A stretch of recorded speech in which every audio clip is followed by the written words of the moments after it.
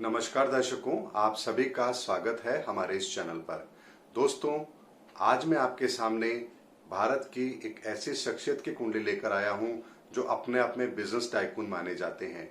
यानी हिंदुस्तान के सबसे धनी व्यक्ति मुकेश अंबानी जी की कुंडली का विश्लेषण आज मैं आपके सामने लेकर आ रहा हूं और यहां पर मैं आपको वो सारी डिटेल्स दूंगा जो हमारे जीवन के लिए बहुत महत्वपूर्ण भी होती है। और इस कुंडली के एनालिसिस के साथ में आप लोग को यह भी पता लगेगा कि जीवन के अंदर हमें किस समय पर कौन से डिसीजन लेने चाहिए जिससे हमें अपने जीवन के अंदर आने वाले समय में अच्छे रिजल्ट्स मिल सके।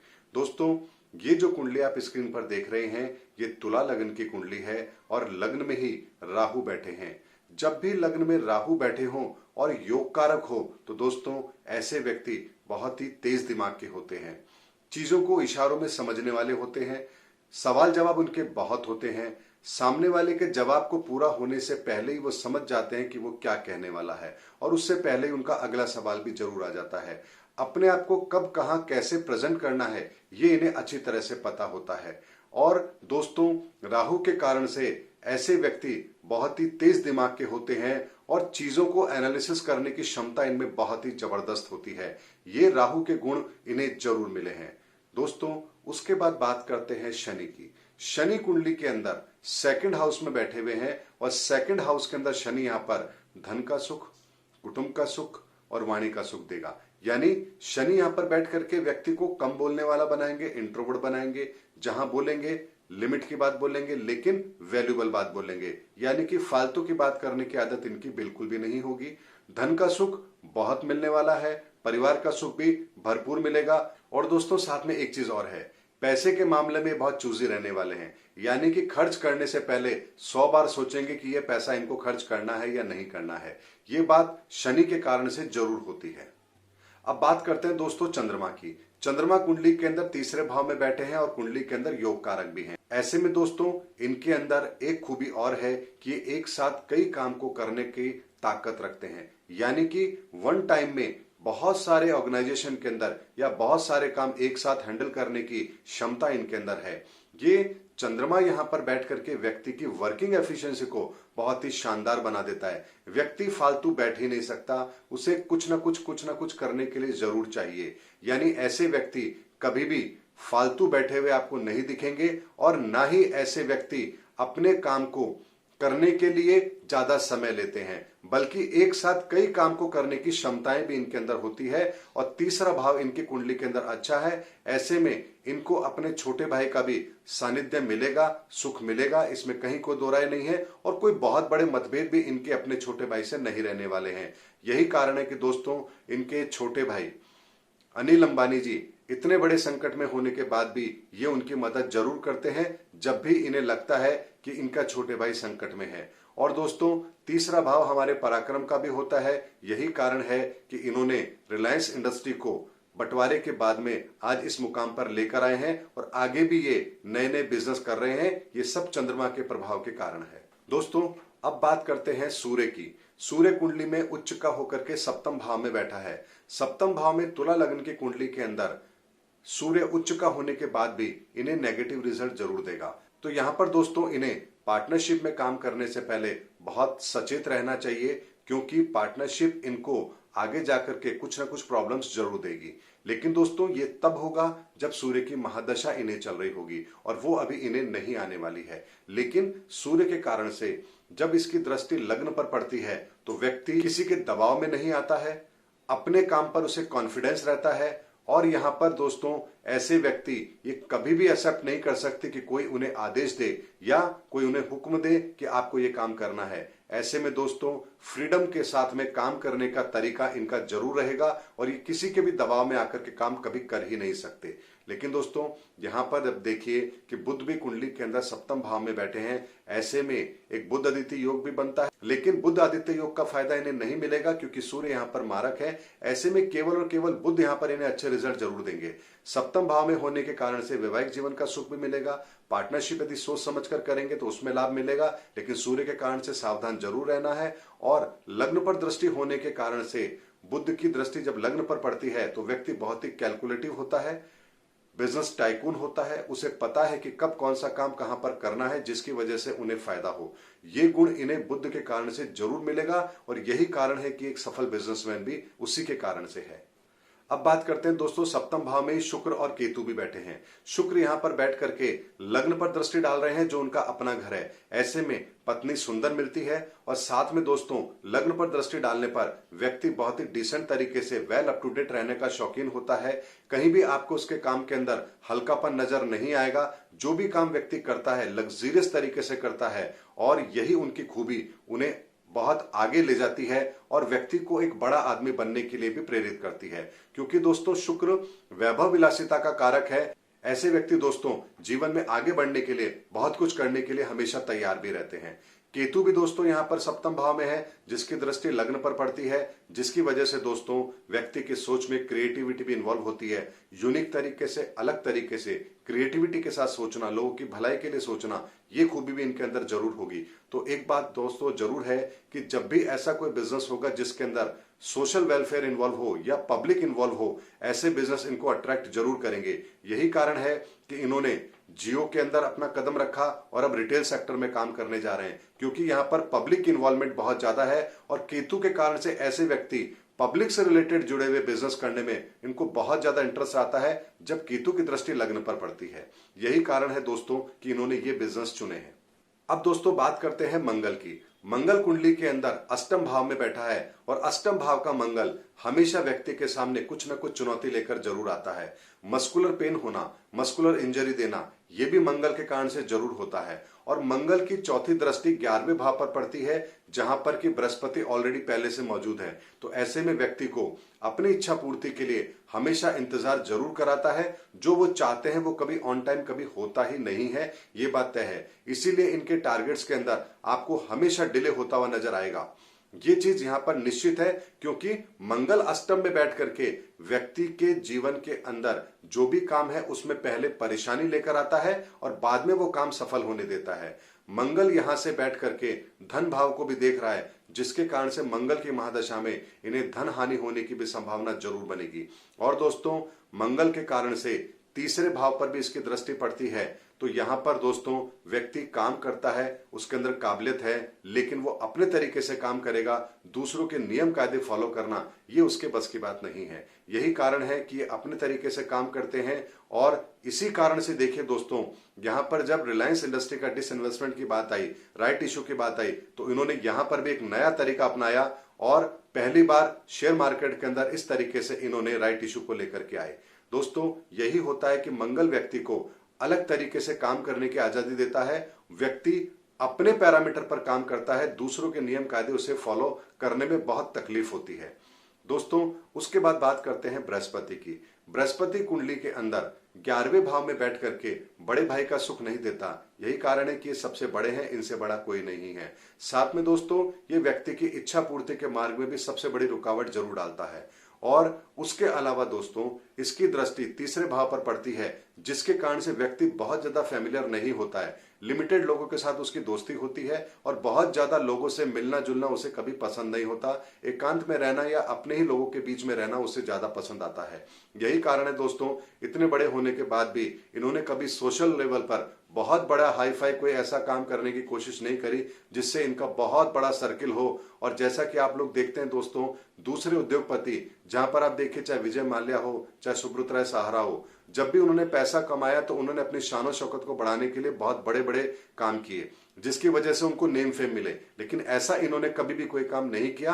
कारण यही है दोस्तों कि बृहस्पति पंचम दृष्टि जो तीसरे भाव पर पड़ती है, तो व्यक्ति बहुत ज्यादा सोशल नहीं होता है, अपने काम से मतलब रखता है और फालतू की चीजों में इन्वॉल्व नहीं होता है। बृहस्पति के कारण से दोस्तों इसकी दृष्टि पंचम भाव पर भी पड़ती है, जिसके कारण से संतान को लेकर के भी कुछ चिंता जरूर रहती है। यही कारण है कि दोस्तों ओवरवेट के कारण से इनको अपने बेटे को लेकर के भी थोड़ी सी टेंशन रहती थी कि यहाँ पर उनका ओवरवेट उनके लिए बहुत बड़ी परेशानी था। हालांकि उन्होंने अब उसको कंट्रोल कर लिया है, लेकिन फिर भी संतान को लेकर के कोई ना कोई चिंता बृहस्पति यहाँ पर जरूर देता है। और व्यक्ति के काबिलियत पर भी एक चीज तरह का प्रश्न चिन्ह लगाता है कि जितना टैलेंट उसके अंदर होता है वो उसको कभी उसको यूज करने नहीं देता। यही कारण है कि इन्होंने दोस्तों एक सार्वजनिक मंच पर यह बात कही भी थी कि मुझे बिजनेस करने में बिल्कुल भी इंटरेस्ट नहीं है, लेकिन मजबूरी के कारण से मुझे सब कुछ करना पड़ता है। यही कारण होता है दोस्तों, इतना बड़ा साम्राज्य होने के बाद भी व्यक्ति को उसको करने में रुचि बिल्कुल नहीं है। ये बृहस्पति का कारण है, क्योंकि बृहस्पति कभी भी व्यक्ति को अपनी क्षमता का पूरा उपयोग करने नहीं देता है। बृहस्पति की नवी दृष्टि सप्तम भाव पर पड़ती है। ऐसे में दोस्तों, बृहस्पति की महादशा में यदि कोई पार्टनरशिप में काम किए जाएंगे तो यहां पर उसका डैमेज इनको आगे जाकर के देखने को जरूर मिलेगा, और इसके बारे में मैं डिटेल में आपको आगे जरूर बताऊंगा। दोस्तों, ये इनकी कुंडली का पूरा विश्लेषण मैंने आपको बताया। अब बात करते हैं दोस्तों, इनकी कौन सी महादशा इन्हें चल रही है और कौन सी महादशा इनको कैसा रिजल्ट देने वाली है। दोस्तों, 1994 में इन्हें मंगल की महादशा लगी है और जो 2003 तक रही है। यही वो समय था दोस्तों जब इनके परिवार के अंदर मतभेद जरूर उभरे हैं और यहां पर इन्हें उसकी वजह से बंटवारा भी देखने को मिला है। यही होता है दोस्तों कि मंगल की महादशा में, जैसा मैंने आपको पहले कहा था कि मंगल की दृष्टि सेकंड हाउस पर पड़ती है जो हमारे कुटुंब का है। ऐसे में कुटुंब के सुख में कमी करने का काम मंगल देव यहां जरूर करेंगे।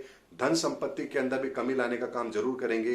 यही कारण है कि मंगल की महादशा के अंदर रिलायंस इंडस्ट्री का बंटवारा भी हुआ और दोनों भाइयों को अपनी अपनी संपत्तियां मिली। लेकिन दोस्तों, मंगल की महादशा के बाद जब राहु आए हैं यहां पर, और राहु कुंडली के अंदर लग्न में बैठे हैं और उनकी पंचम दृष्टि पंचम भाव पर पड़ती है। ऐसे में दोस्तों, पंचम भाव हमारा अनसर्टेन गेन का भी होता है। तो 2003 के बाद में इन्होंने अपने जीवन के अंदर बहुत तरक्की करना भी आरंभ किया है, क्योंकि राहु की महादशा इन्हें बहुत अच्छी जाएगी, क्योंकि शुक्र की घर में बैठा हुआ राहु यहां पर इन्हें बहुत अच्छे फल देने वाला है। और ऐसे में दोस्तों, राहु की पूरी महादशा में इन्होंने बेतहाशा वृद्धि करी है और अपनी कंपनी को दुनिया की टॉप कंपनियों में लेकर आए हैं और साथ में हिंदुस्तान की पहले नंबर की कंपनी बनाने में भी कामयाब रहे हैं। दोस्तों, समझने वाली बात यह है कि एक ही समय पर दोनों भाइयों के बीच में संपत्ति का बंटवारा होता है और दोनों को अपनी अपनी कंपनियां अलग अलग मिलती हैं। लेकिन उसके बाद अनिल अंबानी जी ने अपनी कुंडली के आधार पर जो डिसीजन लिए, उसके आधार पर उन्हें डैमेज मिला और आज उनकी कंपनियां सभी बहुत बड़े कर्ज के अंदर है। लेकिन इनकी कंपनी आज दुनिया की नहीं, हिंदुस्तान की सबसे बड़ी कंपनियों में गिनी जाती है और दुनिया के अंदर उसको 500 फॉर्च्यून के अंदर भी स्थान मिला हुआ है। यही कारण है दोस्तों कि जब समय अच्छा होता है तो व्यक्ति के हर फैसले सही होते हैं। लेकिन एक चीज को समझने वाली बात है दोस्तों कि बृहस्पति की महादशा अब इन्हें आरंभ हो चुकी है और बृहस्पति की महादशा के अंदर अब जो निर्णय लेने जा रहे हैं ये ठीक उसी तरह के निर्णय हैं जैसे इनके छोटे भाई ने लिए थे। यानी उन्हें भी जब बृहस्पति की महादशा आरंभ हुई तो उन्होंने टेलीकॉम सेक्टर में कदम रखा और एक बार तो उन्होंने पूरे हिंदुस्तान के अंदर तहलका मचा दिया था रिलायंस को लेकर के, कि सबके हाथ में रिलायंस के फोन थे और रिलायंस ने सीडीएमए टेक्नोलॉजी ला करके छोटे से छोटे व्यक्ति के हाथ में मोबाइल दे दिया था। लेकिन आज उसके हालात क्या है ये आप सबको पता है। यही कारण होता है दोस्तों, जब महादशाएं बदलती हैं तो व्यक्ति के निर्णय उसकी क्षमता के आधार पर होते हैं, लेकिन उसके परिणाम ग्रहों के आधार पर होते हैं। दोस्तों, इन्हें बृहस्पति की महादशा अगस्त 2019 से आरंभ हुई है और अगस्त 2019 के बाद से ही इन्होंने अपनी संपत्ति के अंदर डिसइन्वेस्टमेंट शुरू किया है अपनी कंपनियों के अंदर और अपने को कर्ज मुक्त करने का प्रयास आरंभ किया है। यहां तक तो दोस्तों बात ठीक है कि व्यक्ति अपने आप को कर्ज मुक्त करने की कोशिश कर रहा है, लेकिन एक चीज समझने वाली बात है दोस्तों, यहां पर इन्होंने कुछ नए सेक्टर में भी कदम जरूर रखा है। जैसे रिटेल के अंदर इन्होंने कदम रखा है और उसके अलावा अभी बहुत सारी योजनाएं इनकी है जिसके अंदर रिटेल के अंदर आ रहे हैं। ऐसे में दोस्तों एक चीज को समझने वाली बात है कि पहले भी इन्होंने कम्युनिकेशन के अंदर कदम रखा था, मीडिया के अंदर कदम रखा था। मीडिया कंपनी आज भी इनके अच्छे परफॉर्मेंस नहीं दे पा रही है, लेकिन दोस्तों पेट्रोलियम इनको हमेशा से अच्छा फल देता रहा है, क्योंकि तुला के लग्न की कुंडली है और तुला लग्न की कुंडली के अंदर शनि हमेशा सदैव योग कारक होते हैं। ऐसे में इनको उसका एडवांटेज जरूर मिला है। लेकिन दोस्तों बृहस्पति इस कुंडली के अंदर कभी भी इनको अच्छे फल नहीं देंगे।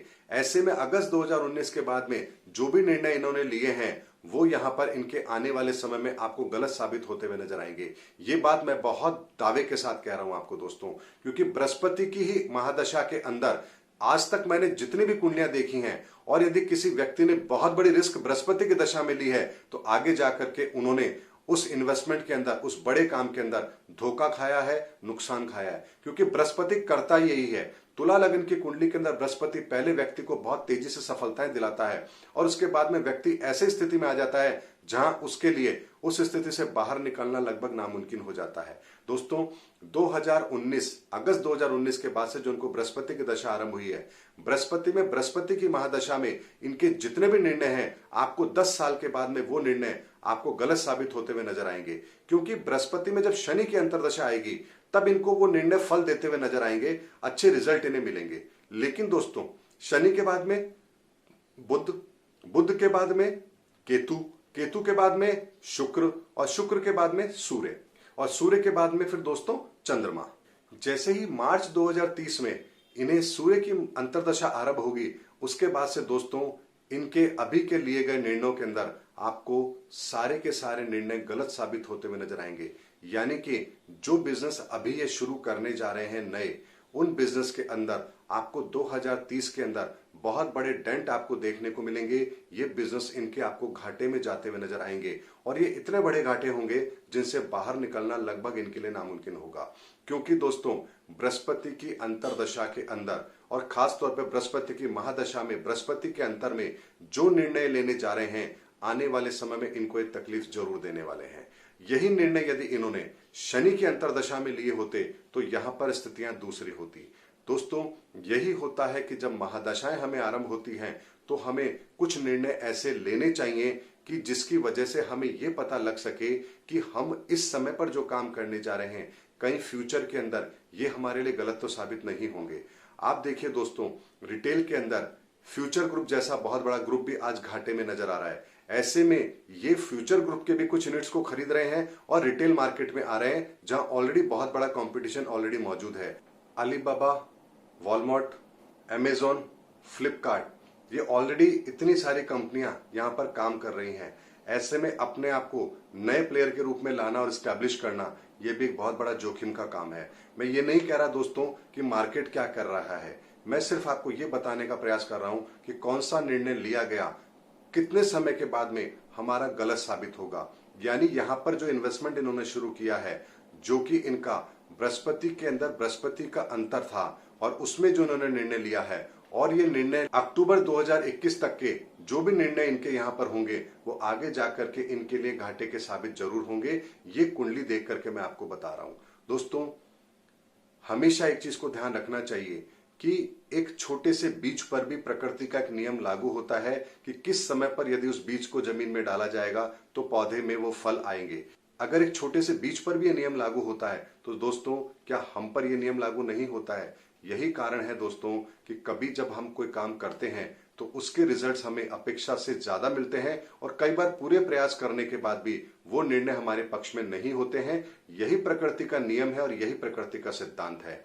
और इस प्रकृति के सिद्धांत और नियम को समझने के लिए ही हमारे महापुरुषों ने हमें ये ज्योतिष ज्ञान का एक ऐसा खजाना दिया है जिससे हम आने वाले भविष्य के गर्भ में क्या घटित होने वाला है उसका पूर्व आकलन कर सकते हैं।